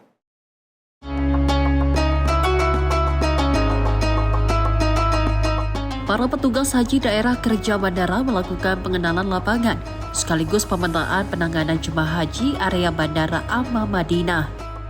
Ada beberapa hal yang menjadi poin penting dalam orientasi IMK, yakni rute Mekah-Raute yaitu fast track dari 4 embarkasi, yaitu dari Jakarta, Solo, Surabaya, dan Makassar. Para petugas harus memahami alur cara kerja dalam menjamu dan bantu menjemput para tamu Allah saat pertama kali tiba di bandara. Terdapat beberapa spot area kedatangan di Bandara Madinah ini, yakni yang pertama fast track, yang kedua di internasional, yang ketiga Hajj Terminal, kemudian area Zero. Selain itu di dalam zona pavilion ini terdapat total 6 pavilion. Di setiap pavilion ada fasilitas seperti toilet, ada musolaya, AC dingin, medical clinic. Kita kasih tahu tim PPIH bahwa alur cara kerjanya kayak gimana. Kita kasih tahu pelan-pelan, kita kasih ilmu-ilmu yang harus kita terima untuk bagaimana cara menjamu jamaah haji itu tadi. Tempat krusial yang sering terjadi crash itu biasanya di jamaah-jamaah yang datang dalam keadaan posisinya sakit. Nah, itu kita harus ekstra, harus ada perhatian khusus buat mereka agar pada saat mereka tiba, persiapan kita, mobil ambulan, tim dari tenaga kesehatan itu semuanya udah ready untuk menjemput para jamaah kita yang sakit. Oke, nah perbedaan tahun ini koper. Tahun kemarin itu kopernya keluarnya di dalam terminal. Di terminal internasional, semua koper keluar dari situ, dari terminal internasional. Cuman tahun ini kopernya keluar dari satu gedung khusus, ya. Jadi turun dari pesawat, ya, didorong bagasi-bagasi tersebut ke area kargo, mungkin bisa dibilang khusus, dan posisinya itu ada di belakangnya fast track. Nah, jadi nanti kita ada tim khusus yang mengendalikan atau mencatat ceker-ceker bagasi tersebut. Dari Madinah, Arab Saudi, Ferdi Setiawan, Sinpo TV melaporkan. Sementara itu, pemirsa, petugas haji layanan kesehatan PPIH Arab Saudi mengingatkan para jamaah haji agar memahami pentingnya kesiapan fisik dan kebiasaan sederhana untuk mencegah resiko dehidrasi saat menjalani rangkaian ibadah haji di Tanah Suci. Hal ini disebabkan oleh cuaca panas yang selalu bersamaan dengan musim haji.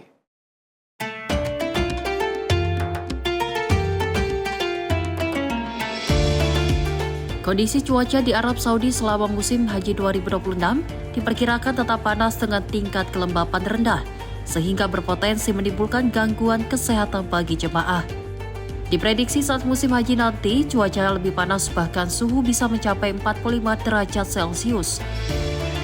Kondisi tersebut jika tidak diantisipasi secara dini, bisa mengakibatkan dehidrasi karena karakter udara yang kering menjadi faktor tambahan yang dapat mempercepat penguapan cairan tubuh. Salah satu tanda awal yang kerap muncul adalah bibir kering dan pecah-pecah. Mungkin bibir pecah-pecah, nanti kalau misalkan minumnya kurang dan sebagainya, nanti awalnya pecah jadi luka, ya, bibirnya ada sobek, luka nanti bisa jadi infeksi karena nanti kuman-kuman bisa masuk lewat situ. Kemudian juga nanti bisa juga terjadi sariawan. Nah, karena bibirnya perih, sariawan, akhirnya makan minum jadi gak enak, jadi gak nyaman. Karena makan minum gak nyaman, akhirnya satu, energinya berkurang, yang kedua adalah cairannya juga kurang, jadinya nanti makin dehidrasi. Dan karena itu semua nanti dikhawatirkan sesederhana karena bibirnya pecah-pecah, bibirnya kering, bisa nanti menimbulkan efek dalam sehari-hari melaksanakan ibadah selama musim haji. Potensi gangguan akibat cuaca ekstrim dikhawatirkan dapat berdampak lebih luas terhadap kelancaran ibadah haji. Penurunan energi dan cairan tubuh beresiko mengganggu aktivitas fisik jemaah selama menjalankan rangkaian ibadah haji yang padat. Tentunya minum ya. Minum itu berarti perlu membawa botol, isinya bisa air biasa atau air zam-zam lebih baik, nanti sambil dibacakan doa. Minumnya kapan? Minumnya tidak harus saat haus, tapi justru sebelum haus harus sering minum. Kapan? Seberapa sering? Minum 2 teguk setiap 10 menit, seperti itu. Kenapa kok 2 teguk setiap 10 menit? Satu, biar kita cairan tetap cukup. Yang kedua, biar tidak beser. Nah, kalau minuman langsung banyak, nanti malah pipis ya, sering bolak-balik kamar mandi, nanti malah bisa mengganggu ibadah. Jadi caranya biar nggak terlalu sering ke kamar mandi, tapi juga biar tetap hidrasi, cairan yang bagus, minumnya adalah 2 teguk setiap 10 menit. Caranya berarti membawa botol. Yang pertama. Yang kedua adalah kalau dalam hal untuk mencegah dan mengatasi bibir kering, berarti perlu membawa pelembab bibir, lip balm, lip gloss, ya apapun itulah ya namanya. Yang jelas nanti di keterangannya itu adalah sebagai pelembab atau moisturizer. Nanti dilihat di komposisinya, di kandungannya ada namanya petroleum jelly. Nah itu dia untuk minyak ya, semacam minyak melapisi bibir biar tidak mudah kering bibirnya, seperti itu. Yang paling utama adalah minum 2 teguk setiap 10 menit. Dengan kondisi cuaca yang cenderung ekstrim, kesiapan individu menjadi kunci utama. Nah itu tadi pemirsa beberapa hal yang wajib Anda bawa, jangan pernah Anda remehkan. Dan yang terpenting adalah berdoa, tuluskan niat Anda untuk beribadah. Dan jangan lupa selalu untuk berusaha beribadah haji agar Anda menjadi haji yang mabrur. Dari Madinatul Al-Munawwaroh, Arab Saudi, Ferdi Setiawan melaporkan untuk Sinpo TV. Kita beralih ke informasi lain, pemirsa. Menteri Hukum Supratman Andi Aktas menyambut baik rancangan Undang-Undang Perlindungan Pekerja Rumah Tangga disahkan dalam rapat paripurna DPR. Supratman menyebut bahwa hal ini sesuai dengan keinginan Presiden Prabowo Subianto.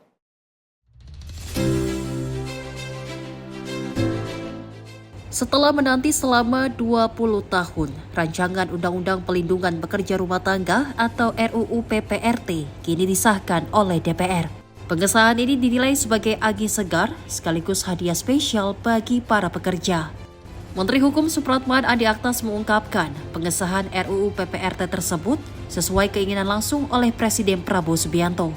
Dirinya mengatakan pembahasan RUU PPRT ini cepat dikarenakan menjadi usul inisiatif DPR. Oleh karena itu ia mengaku bahagia RUU PPRT dapat disahkan menjadi undang-undang melalui rapat paripurna DPR. Baik, bagi pemerintah ini sebuah kebahagiaan karena seingat saya Bapak Presiden Prabowo Subianto pada saat hari yang lalu sesuai dengan tuntutan teman-teman dari seluruh serikat pekerja juga menyampaikan keinginan agar RUU ini bisa diselesaikan. Dan alhamdulillah pimpinan DPR dan semua teman-teman di Balik bisa menyelesaikan. Tentu ini kebahagiaan bagi pemerintah. RUU ini akhirnya terwujud karena ini adalah usul inisiatif DPR. Dari Jakarta, Farizal Ahmad Amin, Sinpo TV melaporkan. Pemirsa, pekerjaan perpanjangan peron di stasiun Bogor yang dimulai pada minggu lalu mulai berdampak pada arus penumpang kereta rel listrik atau KRL.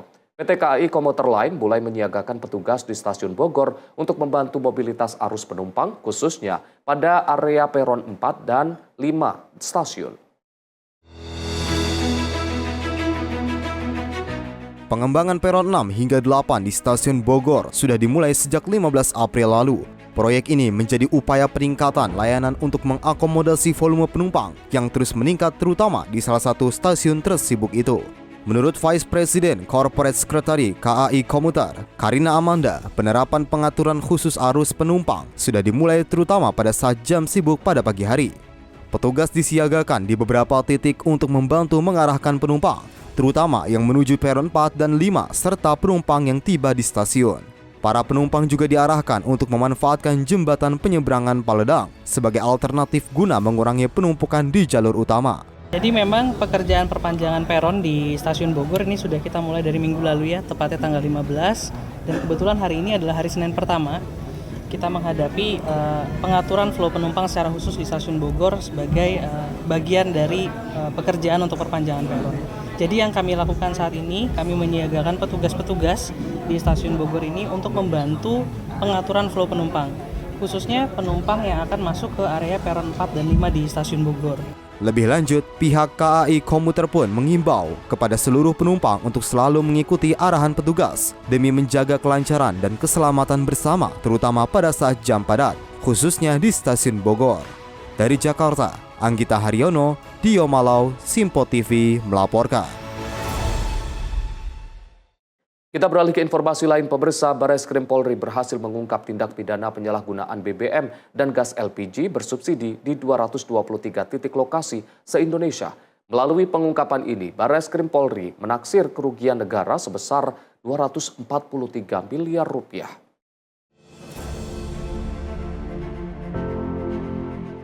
Wakil Bareskrim Polri Irjen Pol Nunung Saifuddin mengungkapkan pengungkapan sejak 7 hingga 20 April lalu mencatat ada 223 laporan polisi dengan total tersangka diamankan sebanyak 330 orang pada kasus ini.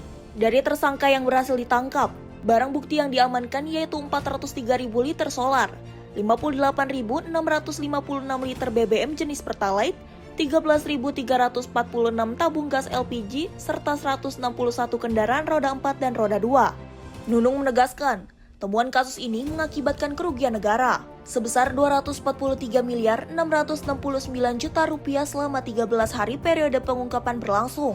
Adapun pada periode 2025 hingga saat ini, Bareskrim Polri menindak 65 stasiun pengisian bahan bakar umum yang melanggar aturan penyaluran BBM dan LPG subsidi. Kedepannya, Bareskrim Polri akan melimpahkan kasus ini ke Korps Pemberantasan Tindak Pidana Korupsi jika menemukan keterlibatan aparatur sipil negara, sebagaimana di dalam Undang-Undang Tipikor. Direktur Tindak Pidana Tertentu Bareskrim Polri Brigjen Pol Muhammad Irhamni menjelaskan modus operandi yang dilakukan pada kasus ini bervariasi, mulai dari penggunaan tangki yang tidak sesuai standar hingga keterlibatan oknum petugas SPBU nakal. Kemudian apabila dalam proses penanganan tindak pidana ini ditemukan indikasi dugaan keterlibatan aparatur sipil negara sebagaimana diatur di dalam Undang-Undang Tipikor, perkara ini akan kita limpahkan kepada Kortas Tipikor. Jadi kita akan terapkan juga Undang-Undang Tindak Pidana Korupsi. Tujuannya apa? Supaya ini dapat memberikan efek jerak yang tadi di awal saya sampaikan, bahwa ini bukan main-main lagi. Nasib masyarakat kalangan bawah ini juga harus kita perhatikan. Dari Jakarta, Max Munte, Azizul Hakim, Sinpo TV melaporkan. Direktorat Imigrasi Kementerian IMIPAS mengungkapkan jaringan tindak pidana penyelundupan manusia atau TPPM warga negara Pakistan menuju Australia melalui jalur laut Indonesia. Total 3 warga negara Pakistan akan menjalani proses hukum di Kabupaten Tangerang, Provinsi Banten.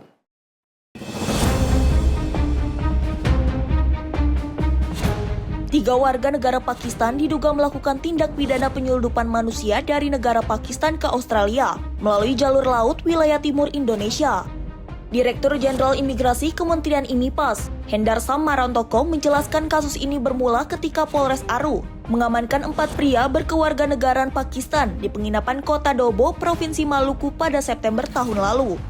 Hendar Sam mengatakan penangkapan ini dilakukan usai temuan izin tinggal di Indonesia untuk menuju Australia dengan lintasan yang diklaim legal. Adapun sebelum melakukan perjalanan ke Australia, para warga negara Pakistan ditampung di sebuah kontrakan Kabupaten Tangerang sebelum melaksanakan perjalanan ke Ambon, Saumlaki, dan Dobo.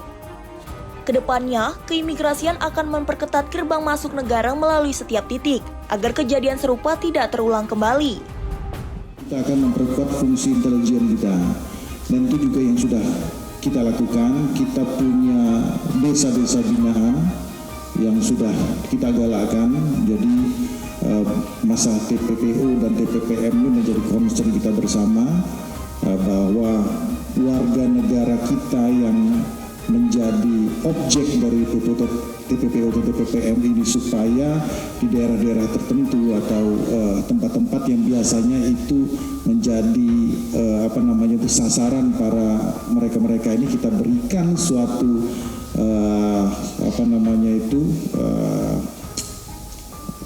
semacam edukasi ya supaya tidak terjadi lagi. Tapi hal yang paling mendasar lagi juga kami ingin mengembangkan ke arah lain.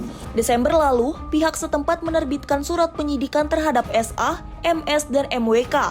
Hingga pada Februari lalu, ketiganya resmi ditetapkan sebagai tersangka.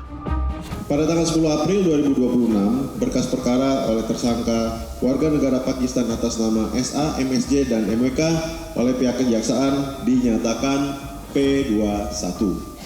Terhadap 3 orang tersangka warga negara Pakistan tersebut, beserta barang buktinya akan diserahkan ke Kejaksaan Negeri Kabupaten Tangerang untuk menjalani proses peradilan.